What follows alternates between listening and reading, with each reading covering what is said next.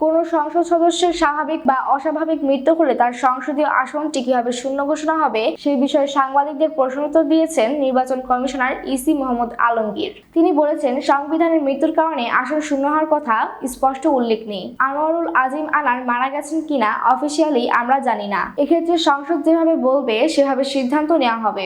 আজ সোমবার রাজধানীর আগারগাঁওয়ে নির্বাচন ভবনের নিজ কার্যালয়ে সাংবাদিকদের তিনি এসব কথা বলেন। যেসব কারণে একটি সংসদীয় আসন শূন্য হতে পারে তা ব্যাখ্যা করে এই নির্বাচন কমিশনার বলেন, অনেক কারণে আসন শূন্য হয়। সংবিধানে বলা আছে, কোনো মামলায় 2 বছরের সাজাপ্রাপ্ত হলে, স্বাধীনতা বিরোধী হলে বা ট্রাইব্যুনালের সাজা পেলে সংসদ সদস্য পদ থাকবে না। আদালত যদি অপকৃতিস্থ ঘোষণা করে তাহলেও সংসদ সদস্য পদ থাকবে না। এছাড়া যদি পদ ত্যাগ করেন, একাধিক্রমে সংসদে 90 দিন অনুপস্থিত থাকেন, সংসদের অনুমতি না নিয়ে তবে সদস্য পদ থাকবে না। এছাড়া প্রথমে যে অধিবেশন বসে তখন থেকে 90 কার্য দিবস অনুপস্থিত থাকলে এমপি পদ থাকবে না। আরেক প্রশ্নের জবাবে ইসি আলমগীর বলেন, এটা স্বাভাবিক মৃত্যু বা অপমৃত্যু যাই হোক না কেন, এর দায়িত্ব সংসদের।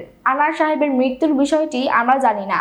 স্পিকার যদি আসনটি শূন্য ঘোষণা করেন, এরপর সেটা আমাদের কাছে পাঠালে আমরা নির্বাচন করব। তিনি বলেন, যেহেতু 90 দিন টানা না থাকলে সংসদ সদস্য পদ থাকবে না, এটি ধরে নিয়েই আসনটি শূন্য হবে। তবে মৃত্যুজনিত কোনো কারণ উল্লেখ নেই সংবিধানে।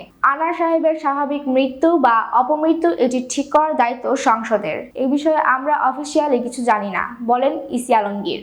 ঝিনাইদহ 4 আসনের সংসদ সদস্য আনোয়ারুল আজিম আনার সম্প্রতি কলকাতায় খুন হন বলে খবর প্রকাশ হয়। তবে মরদেহ বা দেহাংশ না পাওয়ায় তার আসনটি শূন্য ঘোষণা করা নিয়ে কিছুটা জটিলতা তৈরি হয়। জারা খান, ITV বাংলা নিউজ ডেস্ক।